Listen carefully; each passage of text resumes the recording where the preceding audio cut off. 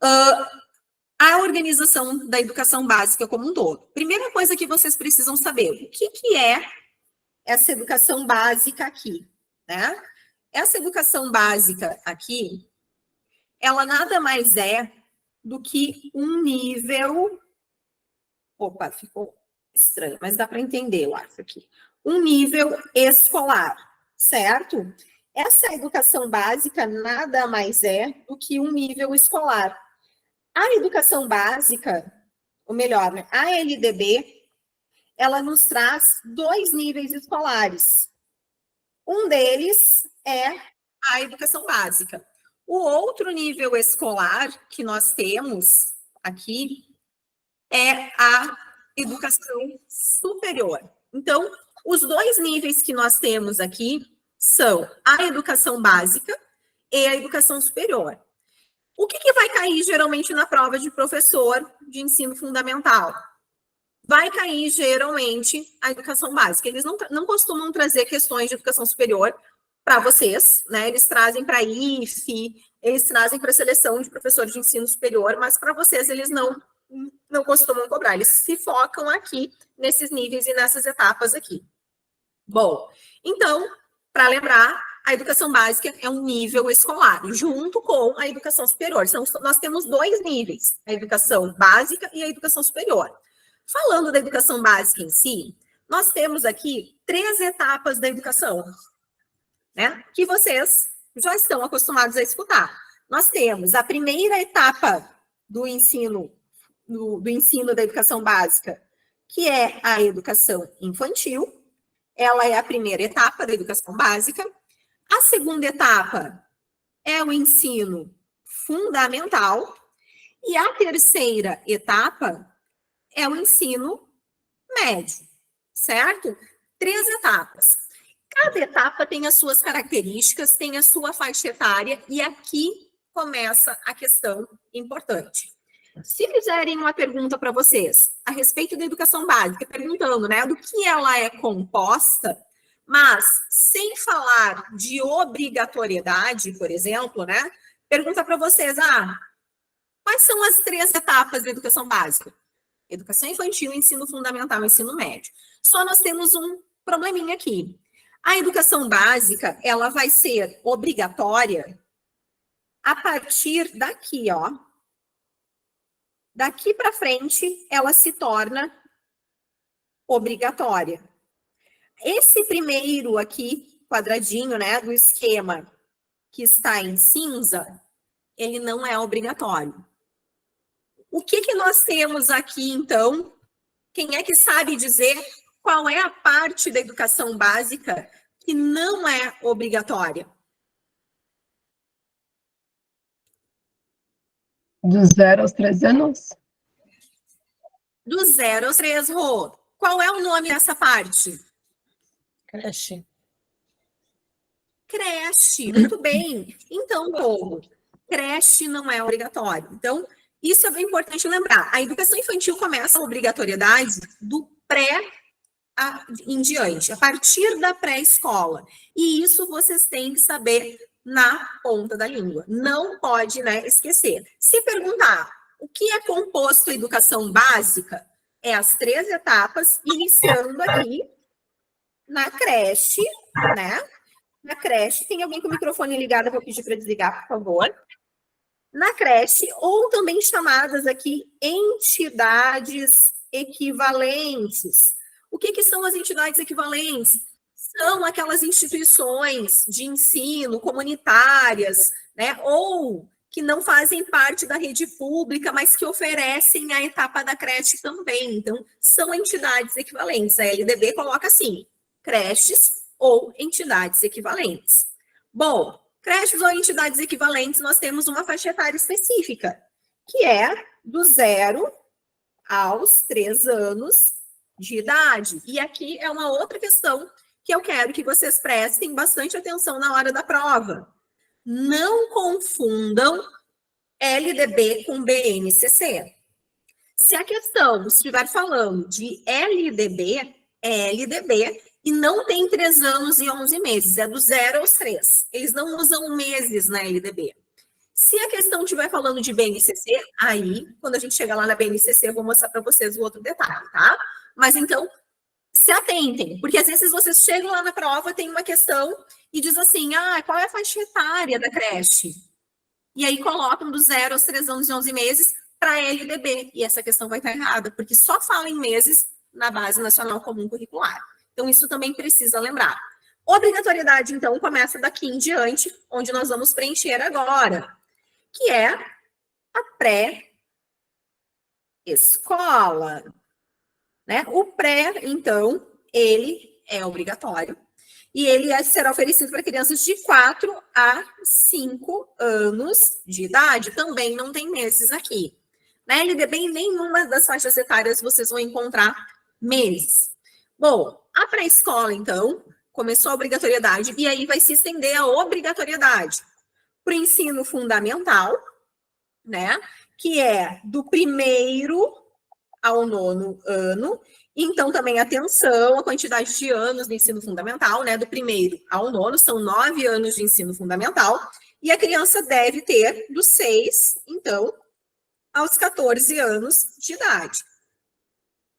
Pré-escola, ensino fundamental, 1º ao 9º ano, e ensino médio são obrigatórios. O ensino médio, a gente diz o quê? Que tem que ter, no mínimo, 3 anos de ensino médio. Mínimo 3 anos de ensino médio. Então, geralmente, o ensino médio tem do 1º ao 3º ano. E a faixa etária, dos 15 aos 17 anos, se for 3 anos, e assim, né, gente? Essa faixa etária aqui, sempre lembrando, que é para quando a gente tem sucesso escolar, ou seja, os alunos vão passando, aprovando, sem nenhum tipo de reprovação, sem nenhum tipo de abandono, sem nenhum tipo de evasão. Eles seguem uma linha ali que seria esperada para todos, mas que infelizmente não é essa a realidade, certo? Então, obrigatoriedade do pré ao ensino médio. Se perguntar assim, qual a educação básica? Do que é a educação básica e formada e não tiver a palavra obrigatório, vocês têm que contemplar a creche. Se falar em educação básica e tiver a palavra obrigatório, vocês vão tirar a creche daqui. Isso ficou claro para vocês? Sim? Sim. Sim, então, ok. Bom, aqui na sequência, o que a gente vai ver? Frequência. A frequência é a bendita da chamada que a gente faz, e não é por acaso que a gente faz chamada. Bom, na creche ou nas entidades equivalentes, a gente faz chamada. Só que essa chamada, ela não tem uma questão legal no sentido de dar algum problema, por exemplo, para a família por negligência. Por quê? Porque a creche não é obrigatória. Onde é que começa a dar problema aqui? A partir da pré-escola. Então, a frequência, a obrigação de fazer chamada, tem que ter bem registrado, tudo contemplado, vai ser também a partir aqui desta obrigatoriedade. Então, na pré-escola, nós temos que ter 60% de frequência. Atenção, essa frequência não reprova e não retém o aluno. Essa frequência, porque, como é obrigatório, a criança tem que estar na escola. E se a família não manda para a escola, se a criança começa a faltar, o que acontece? É um crime de responsabilidade. A gente vai acionar o conselho tutelar, né? A família pode ser notificada. Então, a gente tem que fazer busca ativa e é por isso. Por isso que, a partir do pré, começa a frequência escolar, ainda que não haja reprovação, né? Não seja um critério para reprovar, para aprovar aluno dentro da educação infantil. Creche não está contemplado na LDB essa questão da frequência. Bom, essa frequência que nós estamos vendo aqui, ela envolve, né, os 200 dias e as 800... Opa! Não consigo escrever aqui embaixo. Consigo sim. E as 800 horas que precisam ser cumpridas na pré-escola. 200 dias de efetivo trabalho escolar e 800 horas, então, distribuídas nesse efetivo dia, se o turno for parcial. Se a jornada for parcial, a gente vai contemplar essas 800 horas. Então, aqui na educação infantil, também, nós temos as jornadas, tá? Jornada parcial e jornada integral. A jornada parcial é de pelo menos 4 horas dentro da escola. A jornada integral é de pelo menos 7 horas dentro da escola. Então, são aquelas crianças que passam o dia dentro da creche, né? O dia dentro da educação infantil. Ok, entendido que a frequência começa na obrigatoriedade e que para o pré de 60%.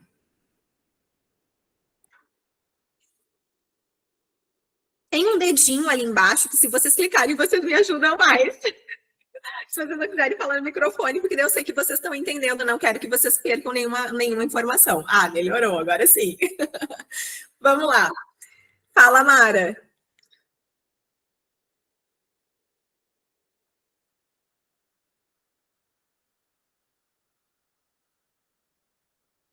Não, acho que eu levantei sem querer a mão, prof. Ah, mãozinha, não tem problema, então.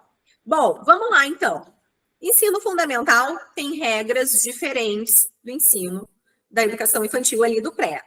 Tanto o ensino fundamental quanto o médio, o nosso percentual de frequência é de 75%. Então, ambos estão com 75% de frequência, é o que a gente precisa contemplar. Só que nós temos uma diferença aqui entre o ensino médio e o ensino fundamental, no que diz respeito à quantidade de dias letivos. Alguém sabe dizer qual é a diferença aqui dos dias letivos? O que mudou desde o ano passado?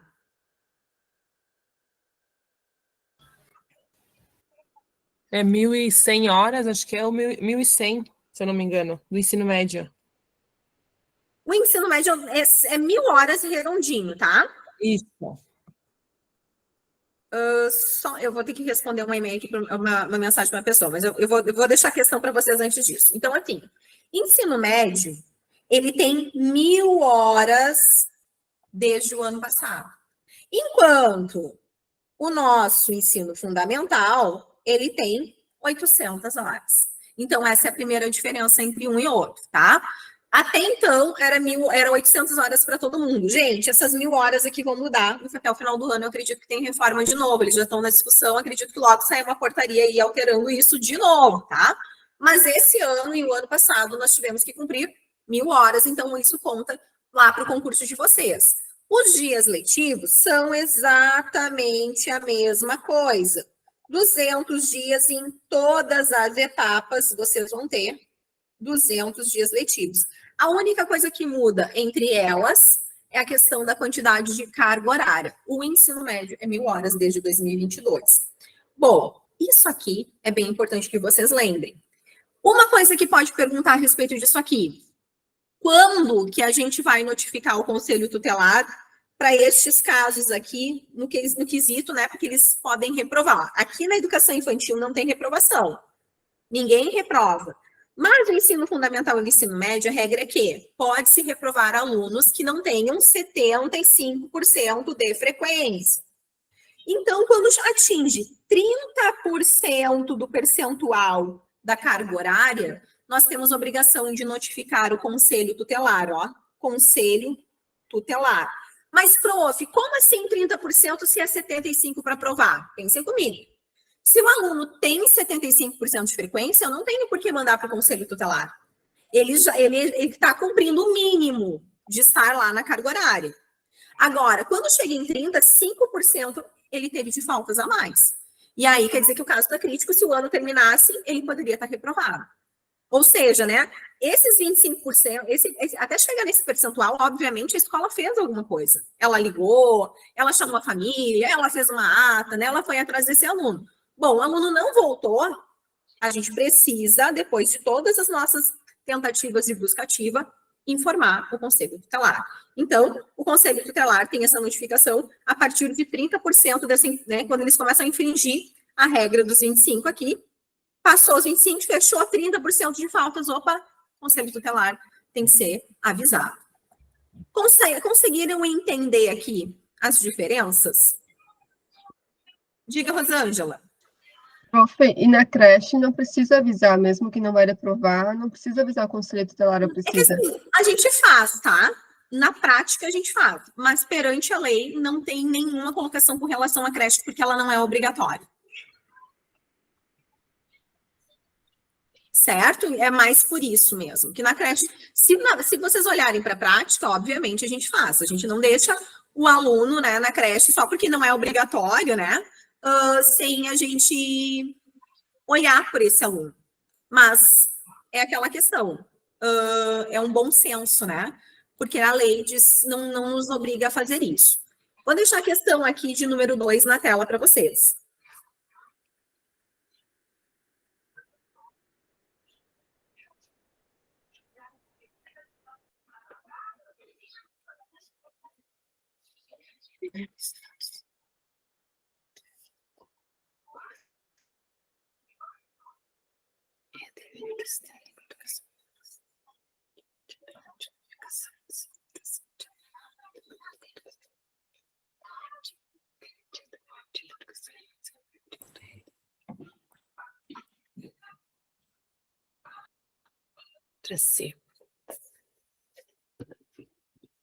E aí?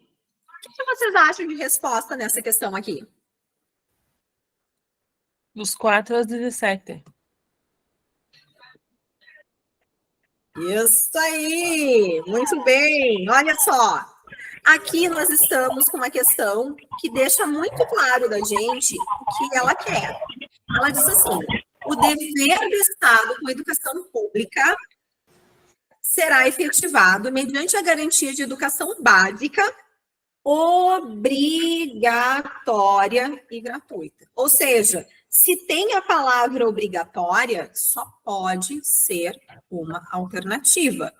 Não pode ser outra, né? Não pode contemplar dentro da resposta a creche, porque a creche não é visto como obrigatório. Então, do 0 aos 17 seria sem a palavra obrigatória. Se por acaso tivesse assim, a garantia de educação básica gratuita, aí vocês poderiam marcar a letra A, que não é o caso, né? Não está dizendo aqui que não é obrigatório, está trazendo para nós. Então, do 0 aos 17 estaria fora.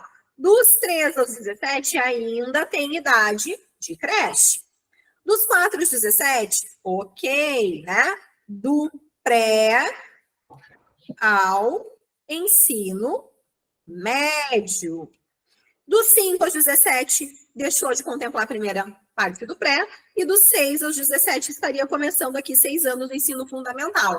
Então, a nossa única possibilidade de resposta na questão de número 2, né, é a letra C, de concursados.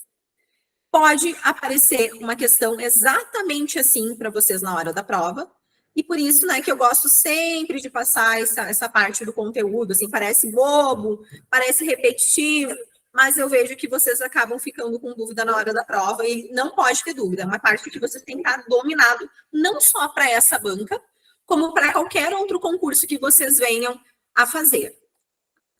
Bom, eu vou agora, peraí, deixa eu voltar lá. Voltar ainda lá para a LDB, voltar para as nossas questões aqui. Eu pulei uma, mas eu tenho mais uma para mostrar aqui para vocês. Vamos conversar sobre os princípios da educação, certo?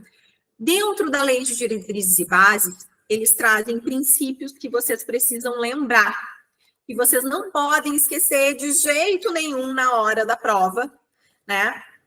E eles têm alguns detalhes, assim, esses princípios, eles trazem alguns detalhes bem básicos, assim, para vocês.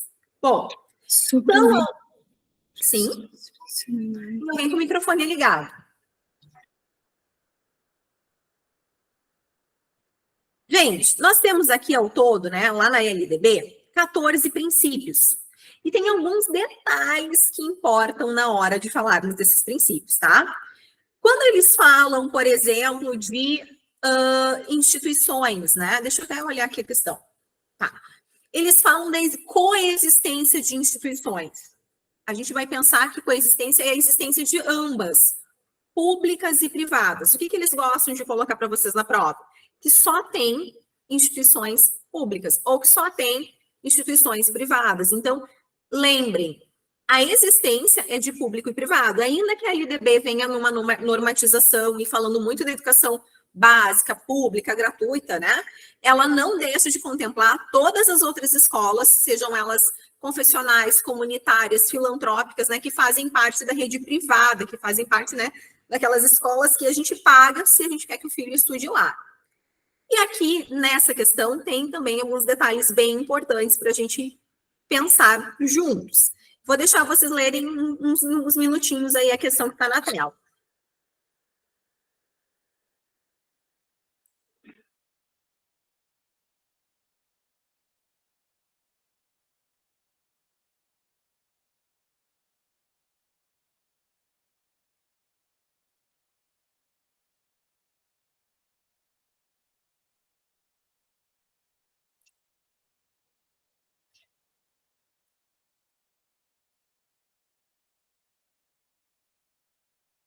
O que vocês acham de resposta da questão? Letra D. Letra D.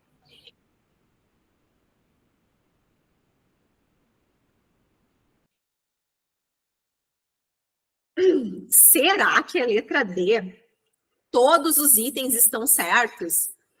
Vamos olhar essa aqui, que é bem bom que vocês tenham marcado a letra D. Adorei. Vamos lá. Entre os princípios, nós temos aqui algumas possibilidades. E, entre essas possibilidades, a banca está perguntando para vocês quais são corretas, tá? 1. Igualdade de condições para acesso e permanência na escola. A primeira está correta.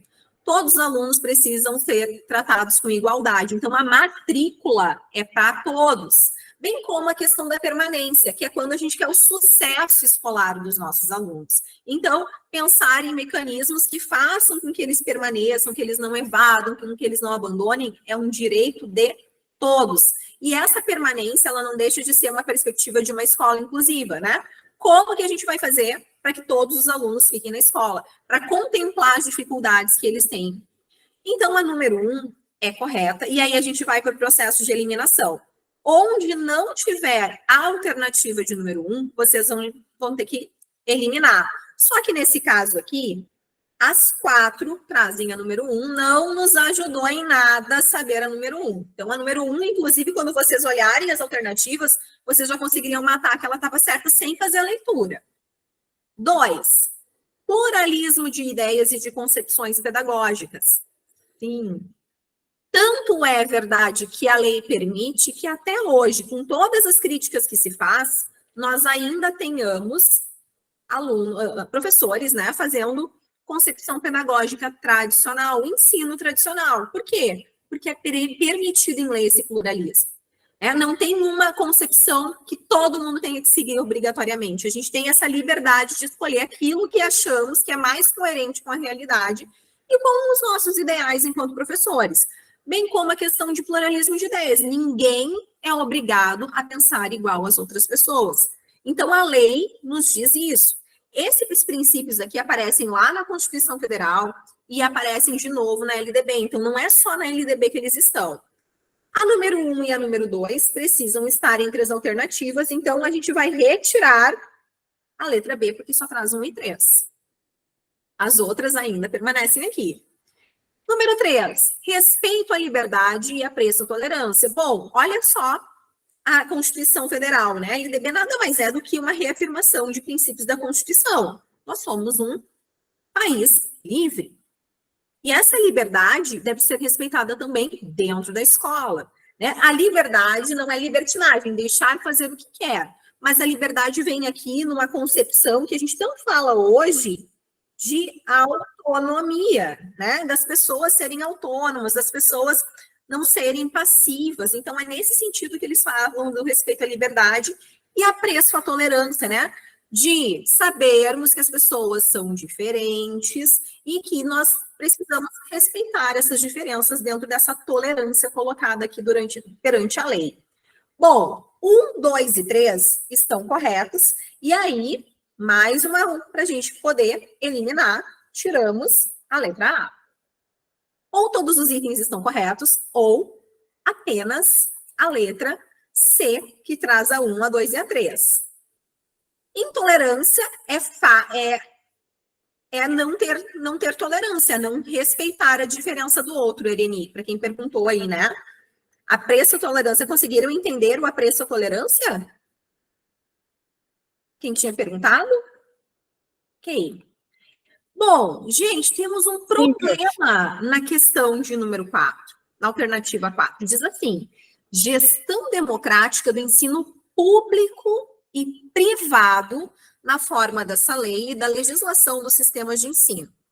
Pergunta, escola privada tem gestão democrática? Não. Não, né? O que é gestão democrática? Escolher a direção, ter conselho escolar, ampla participação nas decisões da escola. A escola privada não é obrigada a ter gestão democrática. Então, se aplica apenas para o ensino público perante a lei. Ah, mas na escola tal, particular, confessional, a gente participa. Bom, legal, mas elas não seriam obrigadas a fazer isso. Tanto que se troca diretor nas escolas privadas e nunca se contata a família, se pergunta para a família se ela quer ou não, né, aquele diretor, ou não, se estão satisfeitas ou não com a gestão, porque tem muita questão de cargos de indicação dentro do setor privado, né? Assim como tem no público também, mas no privado tem muito mais.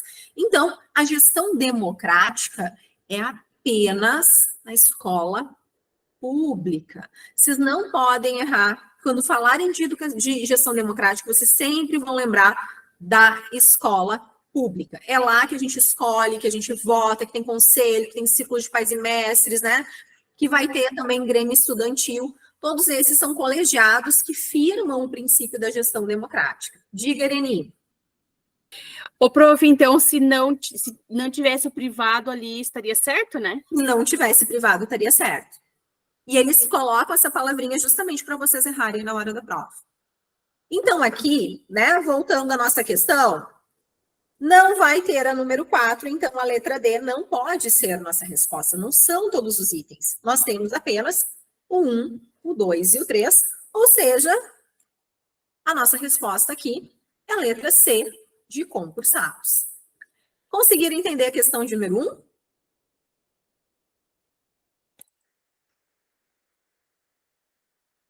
Sim. Ok, então, vamos para a questão de número 3. Ó, 2 eu já fiz com vocês aqui. Deixa eu só passar para baixo, que eu gosto de deixar a questão toda concentrada numa tela, eu acho mais fácil de vocês responderem. Aqui. Vamos falar de algumas características que a educação nacional traz para o ensino fundamental, principalmente, tá? Dentro da educação infantil, eles são muito mais tranquilos na questão de colocar lá para vocês aquelas informações que a gente viu de jornada escolar, né? Vídeo de frequência, vídeo de faixa etária. E o que às vezes eles perguntam de educação infantil é sobre a avaliação. E aí vocês têm que lembrar que na avaliação da educação infantil não tem reprovação, não tem promoção e não tem seleção. Anotem aí. Quem está com o caderninho na mão, depois eu quero ver esse caderninho com as anotações, tá?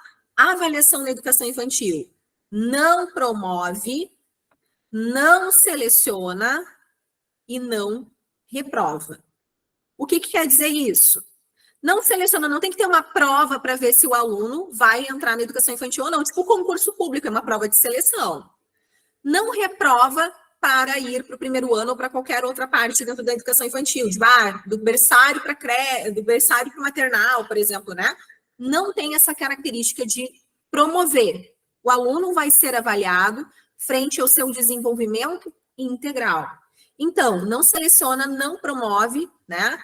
E não seleciona, não promove. Agora deu a falha no lápis de memória. Peraí, deixa eu atualizar a Sabrina aqui. Não seleciona, não classifica, né? O que é essa não classificação? Não tem nota.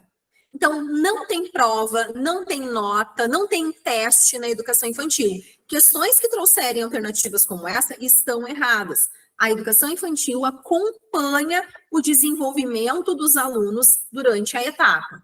Certo? Conseguiram captar essas 3 palavrinhas importantes aqui com relação à educação infantil? Que é o que talvez, né, possa também cair aqui com relação à etapa dentro da LDB.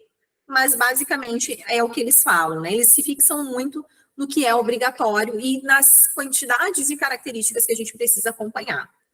Bom, aqui, questão do ensino fundamental. Um minutinho para vocês darem uma olhada na questão.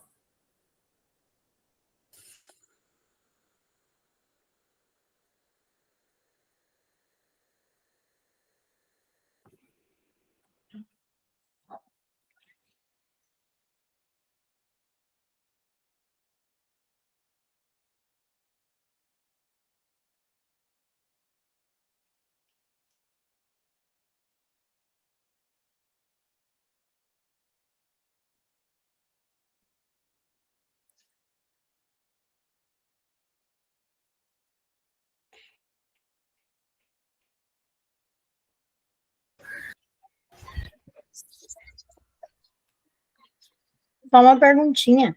Sim, Essa questão de ensino fundamental não cai, né? Na educação infantil, se a gente faz a prova para a educação infantil? pode cair. Pode? Porque eles não colocam um específico para educação infantil ou para o ensino fundamental. É a mesma coisa. LDB, tá, Grazi? Ok, obrigada. Pode cair, sim. Na prova, inclusive, de Sapiranga, as questões da parte de legislação eram iguaizinhas. Eles mudaram meia dúzia de questões lá na parte específica. Tudo que era o mesmo conteúdo era igualzinho nas duas provas. Eles não se deram o trabalho de fazer provas diferentes, tá? Então, pode cair sim.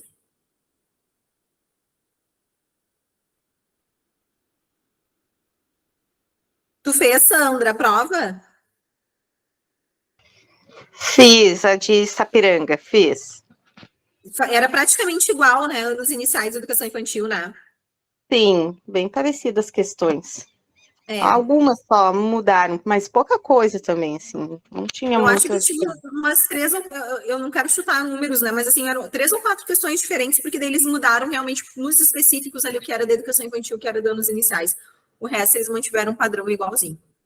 Sim. Geralmente eles fazem isso. Geralmente eles fazem isso. E aí, qual a resposta da questão 3?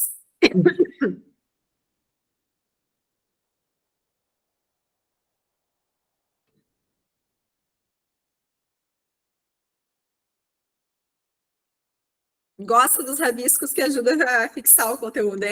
Tem gente que é visual, Tarine. Se tu gosta, porque realmente tu deve ser visual e isso te ajuda mesmo.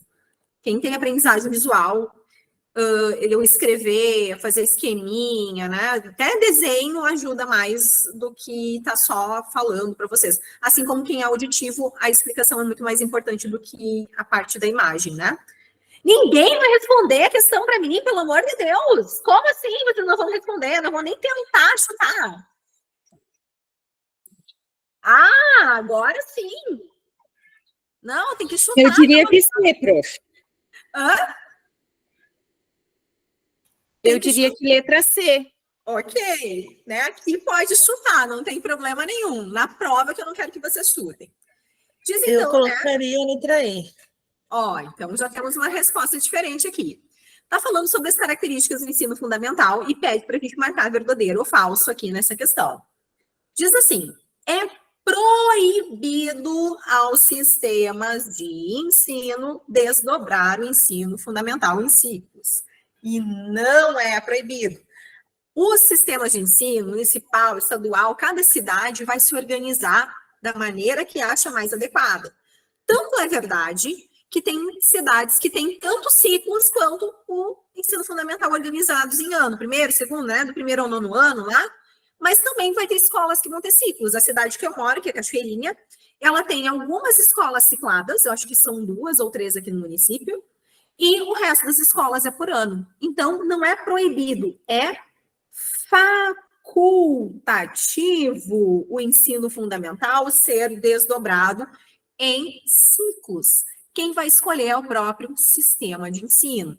Então, aqui nós temos uma alternativa verdadeira. Entre elas, né, a primeira é verdadeira. Diga, Rosângela. Prof, o que seria esses ciclos? Nunca ouvi falar. Eles organizam o ensino fundamental não por série, por ano, né? E eles fazem blocos de habilidades por ano, geralmente de 3 em 3 anos. Geralmente, tá? Tem lugares que fazem ciclos de 2 em 2. Então, é como se a cada 3 anos tivesse um número de habilidades que podem ser desenvolvidas até o final desse ano. Então, do primeiro ao terceiro, essas habilidades. Do quarto ao sexto, essas habilidades. Então, não é por série, é blocos e ciclos. No ensino fundamental, a gente tem 3 ciclos quando eles organizam assim. Então, o aluno também não reprova nesses ciclos, né? Do primeiro ao terceiro, do sexto ao nono, ele tem todos esses anos para conseguir construir as habilidades que se esperam. Foi quem me perguntou, Rosângela. Ok, Rosângela. E eu fiz uma que ninguém me chamou atenção. Eu coloquei que verdadeiro, mas não tem nada de verdadeiro, aqui é falso, né? Super falso. Eu estava pensando nisso, exatamente, olhando ali que a prof tinha marcado errado. Prof, dá um nó na minha cabeça agora. Tem que chamar minha atenção aí. Então, vamos lá. Depois diz assim, o ensino fundamental regular língua portuguesa, asseguradas às comunidades indígenas a utilização de suas línguas maternas e processos próprios de aprendizagem. E isso é ver. Ah, peraí, gente. Antes disso, onde não começou com falso aqui embaixo, vocês já retirem, ó. Não dá dúvida na hora da prova. Voltando. Aqui, verdadeiro. O ensino fundamental no Brasil é em português. O que acontece? As comunidades indígenas, elas têm as suas línguas. Aqui no Rio Grande do Sul, a gente tem os carigangues, os guaranis, né? E eles têm a sua língua materna. E dentro das escolas indígenas, é com a língua materna, é com a língua caigangue, com a língua guarani, né? De acordo com cada uma dessas comunidades, ser ensinado. Tanto é verdade que quando nós tivemos o concurso do Estado esse ano, aquelas únicas vagas que tinham para ensino fundamental os iniciais, elas eram para as comunidades indígenas. E tinha que na prova, o pessoal foi, muita gente arriscou, se inscreveu para o concurso, foi fazer a prova, e quando abriu o caderno de provas, a prova estava toda escrita na língua materna. Então, não adiantava se candidatar para vaga se não sabia falar, ler, escrever sobre aquela língua, porque tinha que saber aqui LDB que isso é assegurado para essas comunidades, que elas mantenham, né, os seus processos próprios de aprendizagem, e entre isso estará a sua língua. Bom, falso, verdadeiro, temos que retirar a letra B. Agora, a minha pergunta para vocês. Qual é a questão que a gente precisa olhar para saber qual está, qual seria mais fácil de a gente chegar na resposta? Sobre A última. A última. a última. Por que é a última? É a única que está diferente. É a única que está diferente. Perfeito. Olha só aqui para da prova, então. A primeira e a segunda, sabe? Aqui igual, aqui igual. A única coisa que mudou foi a última. Quero dizer que a gente já tem aqui que é falso e que é verdadeiro. Você só tem que saber a última. Eu vou explicar todas, tá? Mas eu estou mostrando para vocês que fica mais fácil da prova. Então, a última vai nos matar a resposta correta. O currículo do ensino fundamental incluirá obrigatoriamente conteúdo que trate do direito das crianças e do adolescente. E isso é verdadeiro. Entre os conteúdos, né, que vai se abordar, está lá o direito das crianças e do adolescente. Isso é uma proposta que vem do ECA, inclusive, né? O Estatuto da Criança e do Adolescente fala dessa proteção integral, fala da importância de se trabalhar os direitos e os deveres do adolescente, que são nada mais do que conteúdos que vão estar sendo trabalhados dentro do ensino fundamental. Então, a nossa resposta aqui, obrigatoriamente, será a letra C, mas vamos olhar todos. Por que está errado aqui a terceira? Né? O ensino fundamental será presencial, ok? Sendo o ensino à distância usado exclusivamente como complementação de aprendizagem, e não é exclusivamente como complementação de aprendizagem. O ensino fundamental pode ser com ensino à distância em situações emergenciais, como, por exemplo, a Covid-19. Então, além da complementação de aprendizagem, que é aula de reforço, sabe aquele material a mais que a gente manda para casa, para as famílias nos ajudarem, com os alunos que estão com dificuldade, Isso é complementação de aprendizagem, algo a mais, complementa. Mas, em casos como a Covid, lá em 2009, nós tivemos H1N1, quando surgiu o H1N1 aqui, ficamos vários dias com o ensino à distância também. Então, não é só para complementar a aprendizagem, é em situações emergenciais e em complemento de aprendizagem. Ok, aqui a questão. Entenderam? Até aqui estão conseguindo acompanhar? Sim.